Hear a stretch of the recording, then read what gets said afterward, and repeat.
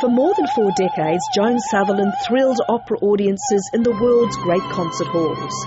She was born in Sydney to Scottish parents. Her father died when she was just 6 years old. Her mother was a singer and inspired her daughter to embrace music. Joan Sutherland's strongest influence, though, was conductor Richard Bonning, who was to become her life partner. Winning the Sun aria in 1951 was a turning point, and Dame Joan pursued her career overseas. She won a place at the Royal Opera House at Covent Garden.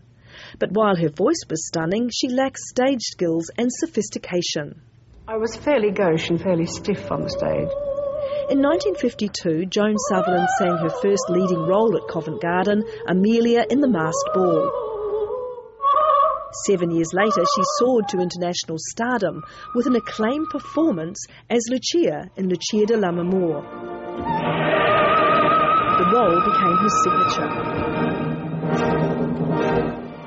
It was at a performance in Venice that the Italians dubbed her last Stupenda. Soon, Joan Sutherland was embraced by the Americans, beginning a decades-long association with the Metropolitan Opera in New York. In 1961, Dame Joan was named the Australian of the Year, but it was another 4 years before she returned home to perform. Some were upset it had taken her so long. Miss Sutherland, why has it been so long since you've returned to Australia? I've been busy. She performed to sell-out concerts around the country with a then little-known Italian tenor, Luciano Pavarotti.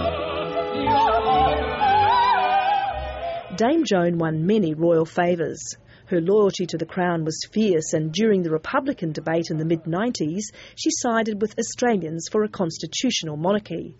Her address to a flag-waving lunch where she complained about applying for an Australian passport raised hackles. It also upsets me that it's such a damn job to try and get an Australian passport now, and you have to go to the post office and be interviewed by a Chinese or an Indian. Dame Joan spent her final years at her home in Switzerland. She returned to Australia for special occasions.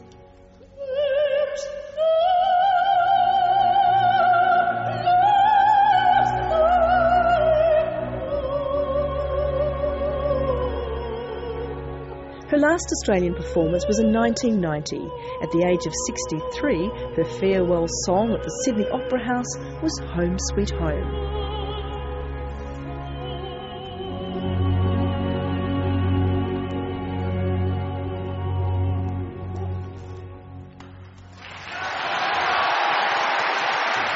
Dame Joan is survived by Richard Bonning, her son Adam, and an outstanding legacy of opera music and performances.